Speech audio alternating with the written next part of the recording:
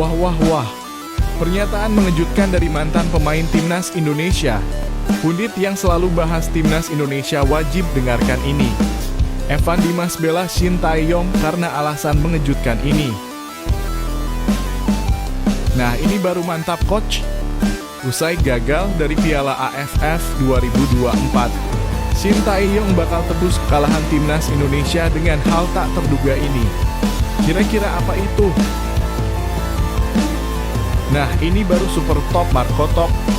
Erick Thohir soroti prestasi Timnas Indonesia sepanjang 2024. Kira-kira apa itu? Nah loh, FIFA tiba-tiba beri hadiah untuk Bahrain jelang hadapi Timnas Indonesia di kualifikasi Piala Dunia 2026. Loh, ada apa ini? Apakah FIFA akan untungkan Bahrain lagi? Yuk saksikan beritanya hingga selesai.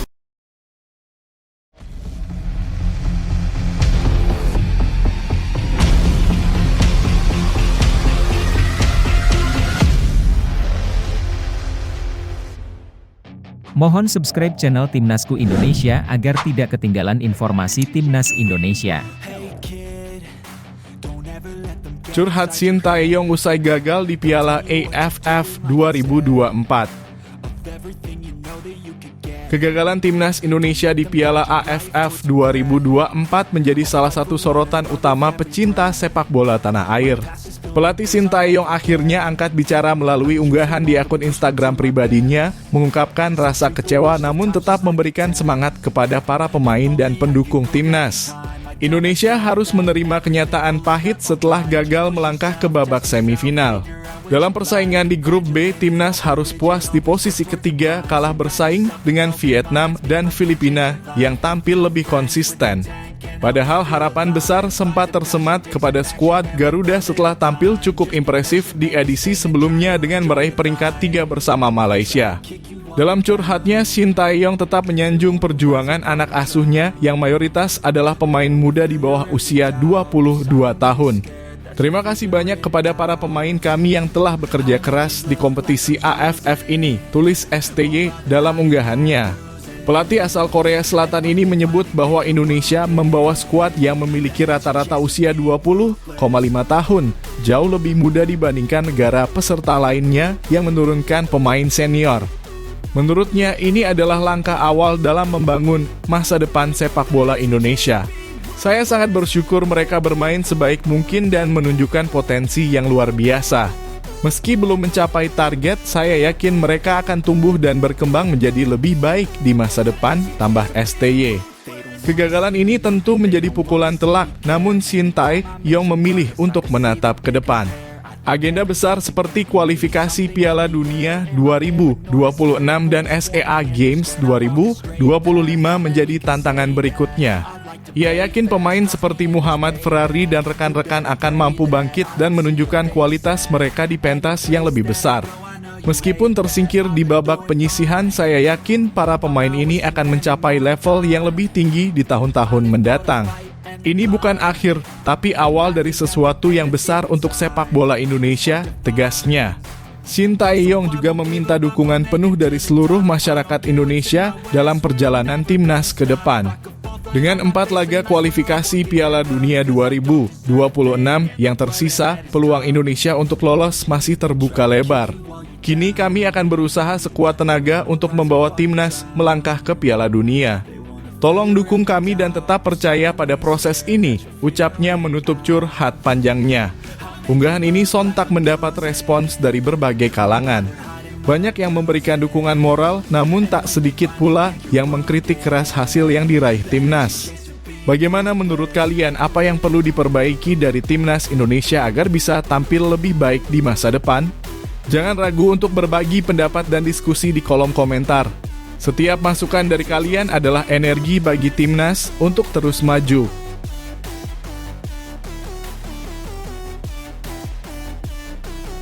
Evan Dimas bela Shin Tae-yong. Gelandang Persik Kediri Evan Dimas akhirnya buka suara terkait evaluasi yang direncanakan PSSI terhadap pelatih timnas Indonesia Shin Tae-yong setelah kegagalan di Piala AFF 2024. Dalam unggahan di Instagram pribadinya, Evan Dimas memberikan pandangan yang cukup berbeda dari banyak pundit sepak bola yang mengkritik Shin Tae-yong secara keras. Seperti yang diketahui, timnas Indonesia harus angkat koper lebih awal dari Piala AFF 2024 usai gagal lolos dari fase grup. Bermaterikan mayoritas pemain U22, timnas harus rela mengakui keunggulan Vietnam dan Filipina yang tampil lebih solid. Namun bagi Evan Dimas, menyalahkan Shin Tae-yong sepenuhnya bukanlah hal yang bijak. Jangan terburu-buru mengevaluasi pelatih timnas Indonesia. Coba lihat dulu bagaimana kesempatan bermain pemain kita di ranah liga, ujar Evan Dimas. Pernyataan ini menyiratkan bahwa ada masalah mendasar dalam kompetisi domestik yang turut memengaruhi performa timnas. Evan menyoroti bahwa beberapa pemain timnas Indonesia di Piala AFF 2024 jarang mendapat menit bermain di klub masing-masing. Ini tentu menjadi tantangan besar bagi Shin Tae-yong dalam membangun skuad yang kompetitif. Menariknya, kritik terhadap Shin Tae-yong banyak datang dari pundit sepak bola yang, menurut Evan Dimas, tidak memiliki rekam jejak membela timnas Indonesia. Beberapa di antaranya bahkan disebut-sebut sebagai bagian dari mafia sepak bola yang memiliki agenda terselubung. Mereka mendesak agar Shin Tae-yong segera dipecat, padahal pelatih asal Korea Selatan ini berhasil membawa timnas hingga babak kualifikasi Piala Dunia 2026, sebuah pencapaian yang jarang terjadi sebelumnya. Evan Dimas, yang pernah menjadi kapten timnas sejak era Shin Tae-yong, menegaskan bahwa proses pembangunan tim memerlukan waktu dan kesabaran. Kita tidak bisa berharap hasil instan, apalagi dengan skuad muda seperti ini. Mereka butuh pengalaman dan jam terbang lebih banyak, tambahnya. Sayangnya, performa Evan Dimas sendiri di level klub mengalami penurunan dalam 2 tahun terakhir. Meski demikian, pengalamannya membela timnas sebanyak 43 kali sejak 2014 membuat suaranya tetap memiliki bobot. Evan juga meminta agar para pundit lebih objektif dalam memberikan kritik dan tidak sekadar menyalahkan Shin Tae-yong. Beri pelatih waktu, dukung pemain muda kita. Jangan sampai kita terjebak dalam kepentingan yang merugikan sepak bola Indonesia sendiri, tegas Evan. Bagaimana menurut kalian? Apakah Shin Tae-yong layak diberi kesempatan lebih lama atau sudah saatnya ada perubahan di timnas Indonesia? Jangan ragu untuk tinggalkan pendapat dan diskusi di kolom komentar.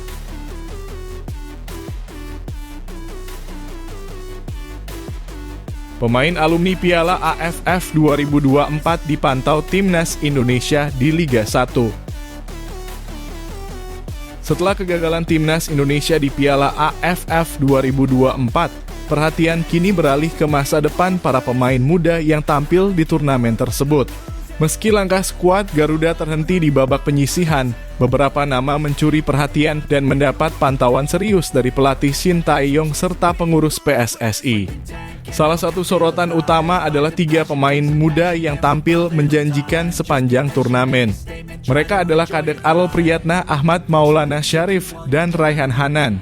Ketiganya dianggap memiliki potensi besar dan kini mulai dipantau secara intens di Liga 1. Ketua Badan Tim Nasional dalam kurung BTN Sumarji mengungkapkan bahwa performa mereka selama Piala AFF menunjukkan bahwa Indonesia memiliki regenerasi yang menjanjikan di sektor pemain muda. Selain Marcelino Ferdinand dan Muhammad Ferrari, 3 nama ini cukup menonjol.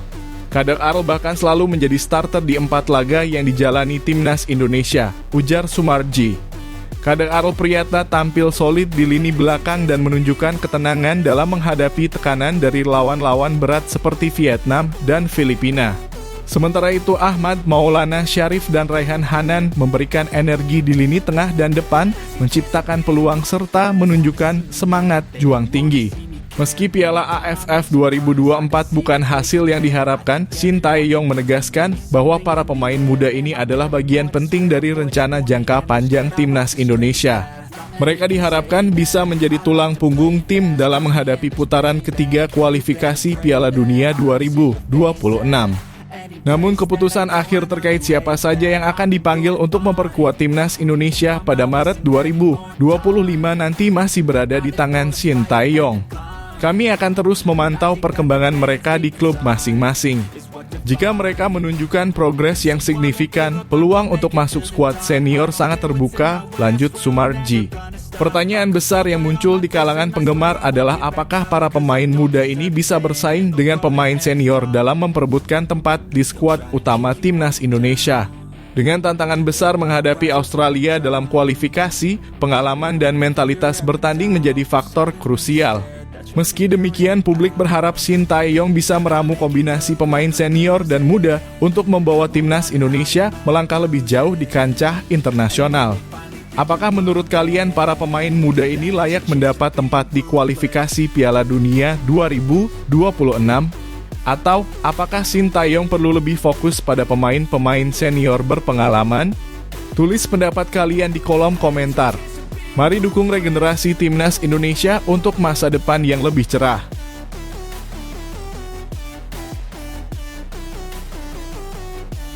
Shin Tae-yong bakal tebus kegagalan timnas Indonesia di Piala AFF 2024 dengan lolos Piala Dunia. Timnas Indonesia baru saja mengalami kegagalan di fase grup Piala AFF 2024. Skuad Garuda hanya mampu menempati posisi ketiga di klasemen akhir grup B, sehingga langkah mereka harus terhenti lebih awal dan gagal melaju ke babak semifinal. Kekalahan ini tentu menjadi pukulan bagi para penggemar sepak bola tanah air yang berharap timnas Indonesia bisa meraih hasil lebih baik di turnamen tersebut. Namun di balik kekecewaan ini, pelatih timnas Indonesia, Shin Tae-yong, memberikan kabar yang mengejutkan sekaligus membangkitkan semangat para pendukung. Shin Tae-yong menegaskan bahwa kegagalan di Piala AFF tidak akan mengendurkan ambisi besar timnas Indonesia. Sebaliknya, ia berjanji untuk membawa timnas Indonesia bangkit dan mengincar tiket ke Piala Dunia 2026. Melalui akun Instagram pribadinya, Shin Tae-yong menyampaikan pesan optimisme kepada seluruh masyarakat Indonesia. Kami mungkin belum berhasil di Piala AFF kali ini, namun perjalanan kami belum berakhir. Fokus utama kami kini adalah kualifikasi Piala Dunia 2026. Kami akan berusaha sekuat tenaga untuk membawa Indonesia ke putaran final Piala Dunia, tulisnya pada Jumat 27 Desember 2024. Janji besar ini tentu menjadi angin segar bagi pecinta sepak bola Indonesia.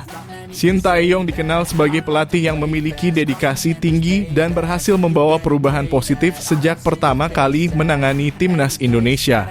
Di bawah asuhannya, performa timnas Indonesia terus menunjukkan peningkatan meskipun hasil di Piala AFF 2024 belum sesuai harapan. Shin Tae-yong juga meminta dukungan penuh dari masyarakat Indonesia untuk terus berada di belakang timnas Garuda, terutama dalam menghadapi putaran ketiga kualifikasi Piala Dunia 2026 yang akan berlangsung dalam waktu dekat. Dukungan kalian sangat berarti bagi kami. Mari kita akhiri tahun ini dengan harapan baru dan semangat baru. Bersama-sama kita akan berjuang untuk mewujudkan mimpi besar ini, ujarnya. Saat ini timnas Indonesia berada di posisi ketiga grup C pada putaran ketiga kualifikasi Piala Dunia 2026 dengan koleksi 6 poin dari 6 pertandingan.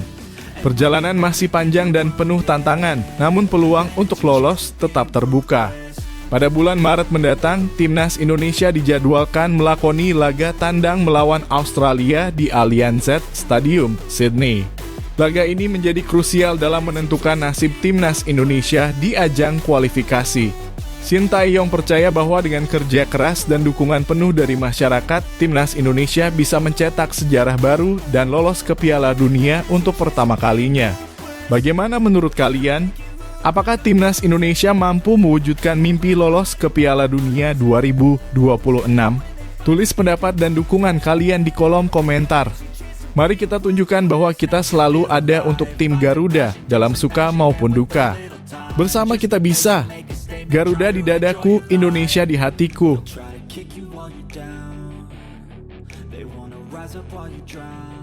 Jumlah kompensasi PSSI jika pecat Shin Tae-yong karena gagal di Piala AFF 2024.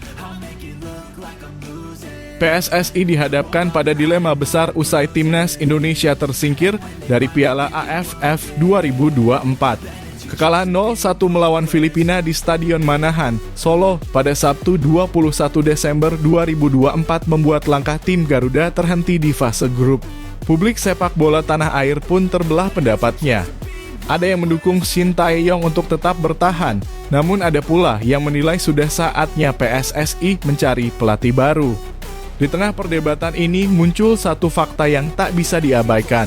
Jika PSSI memutuskan memecat Shin Tae-yong, mereka harus membayar kompensasi dalam jumlah yang fantastis. Shin Tae-yong masih terikat kontrak hingga 2027 dan pemutusan kerja sama lebih awal akan membuat PSSI merogoh kocek hingga miliaran rupiah. Menurut informasi yang beredar, gaji Shin Tae-yong dalam kontrak barunya bisa mencapai 2 miliar rupiah per bulan. Dengan kontrak yang masih tersisa 3 tahun, kompensasi yang harus dibayarkan PSSI diperkirakan mencapai 72 miliar rupiah. Angka ini belum termasuk fasilitas lain yang diterima Shin Tae-yong seperti tempat tinggal, mobil, dan tunjangan lainnya. Ketua Umum PSSI Erick Thohir menyatakan bahwa evaluasi terhadap Shin Tae-yong akan dilakukan setelah Piala AFF 2024 berakhir. Meski demikian, Erick tidak memberikan pernyataan spesifik apakah PSSI akan memecat pelatih asal Korea Selatan tersebut. Bagi sebagian supporter, Shin Tae-yong dianggap masih layak dipertahankan. Piala AFF bukanlah turnamen resmi FIFA dan fokus utama Shin Tae-yong adalah regenerasi pemain muda serta mempersiapkan timnas untuk turnamen yang lebih bergengsi. Namun ada juga yang menilai bahwa kegagalan di Piala AFF menunjukkan ketidakmampuan Shin Tae-yong membawa timnas Indonesia ke level berikutnya. Dengan situasi yang penuh ketidakpastian ini, publik menanti langkah yang akan diambil PSSI. Apakah mereka akan tetap memberikan kepercayaan kepada Shin Tae-yong atau memilih jalur pemecatan yang penuh risiko finansial? Bagaimana menurut kalian? Apakah Shin Tae-yong pantas dipertahankan meski gagal di Piala AFF 2024? Ataukah PSSI harus mencari pelatih baru demi kemajuan timnas Indonesia? Tulis pendapat kalian di kolom komentar dan mari kita diskusikan masa depan tim Garuda bersama-sama.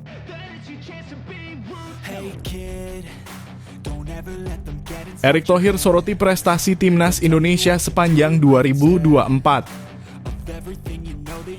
Pada tahun 2024, timnas Indonesia mencatatkan sejumlah prestasi yang membanggakan dan Ketua Umum PSSI, Erick Thohir, tak bisa menyembunyikan rasa syukurnya atas pencapaian tersebut. Ia menilai bahwa dahaga akan prestasi yang selama ini dinantikan akhirnya terjawab. Namun, ia juga menegaskan bahwa meskipun berbagai prestasi telah diraih, hal itu bukanlah akhir dari perjuangan. Alhamdulillah, sejumlah prestasi selama 2024 bisa dipersembahkan timnas Indonesia untuk seluruh masyarakat Indonesia, ujar Erick Thohir dengan penuh kebanggaan seperti yang dilansir dari Instagram pribadinya. Meski demikian, Erick menekankan bahwa pencapaian ini harus dijadikan sebagai langkah awal untuk lebih maju lagi. Kita terus dorong timnas Indonesia bisa berprestasi untuk membuat masyarakat Indonesia bangga, tambahnya. Erick berharap agar skuad Garuda tidak hanya berhenti pada pencapaian tahun ini. Ia ingin timnas Indonesia terus berkembang, bekerja keras, dan menjadi lebih kuat agar semakin disegani di kancah sepak bola dunia. Semangat untuk mewujudkan Garuda mendunia, tegasnya, mencerminkan ambisi besar yang ingin dicapai. Pada awal tahun 2024, timnas Indonesia berhasil membuat sejarah dengan meloloskan diri ke babak 16 besar Piala Asia 2024 untuk pertama kalinya dalam sejarah. Ini adalah pencapaian yang tidak hanya membanggakan, tetapi juga membuktikan bahwa Indonesia mampu bersaing di level Asia. Selanjutnya, pada bulan April, timnas Indonesia U23 juga mencatatkan prestasi luar biasa dengan lolos ke semifinal Piala Asia U23 untuk pertama kalinya. Bahkan mereka berhasil menempati posisi keempat, sebuah pencapaian yang menunjukkan potensi besar di kalangan pemain muda Indonesia. Tidak berhenti di situ, pada bulan Juni, timnas Indonesia kembali membuat sejarah dengan lolos ke putaran ketiga kualifikasi Piala Dunia untuk pertama kalinya. Ini menjadi tonggak penting yang menunjukkan perkembangan pesat dalam kualitas permainan timnas Indonesia di level internasional. Pada bulan Juli, timnas Indonesia U19 mencatatkan prestasi besar dengan menjuarai Piala AFF U19 setelah 11 tahun menunggu. Ini menjadi bukti bahwa regenerasi pemain di Indonesia berjalan dengan baik dan ada harapan besar untuk masa depan sepak bola nasional. Kemudian di bulan September, tim Esport Indonesia juga mencatatkan prestasi gemilang dengan menyabet gelar juara dunia pada FIFA Football Manager. Pencapaian ini menunjukkan bahwa Indonesia tak hanya berprestasi di lapangan hijau, tetapi juga di dunia e-sport yang semakin berkembang. Pada bulan November, Timnas Futsal Indonesia akhirnya meraih juara Piala AFF Futsal setelah 14 tahun menunggu. Kemenangan ini sangat berarti bagi futsal Indonesia yang semakin mendapatkan perhatian di kancah internasional. Tak kalah pentingnya, pada bulan Desember, Timnas Putri Indonesia juga mencatatkan sejarah dengan menjadi juara Piala AFF Putri untuk pertama kalinya. Sementara itu, Timnas Esport Indonesia juga berhasil meraih juara Piala Dunia FIFA Evo Outball kategori konsol, mempertegas dominasi Indonesia dalam bidang ini. Dengan segala pencapaian yang telah diraih, tentu saja masyarakat Indonesia merasa bangga. Kini saatnya bagi Anda untuk memberikan pendapat tentang prestasi Timnas Indonesia di tahun 2024. Apakah Anda juga merasa bangga dengan apa yang telah dicapai? Tulis pendapat Anda di kolom komentar dan mari kita sambut harapan besar untuk masa depan sepak bola dan olahraga Indonesia.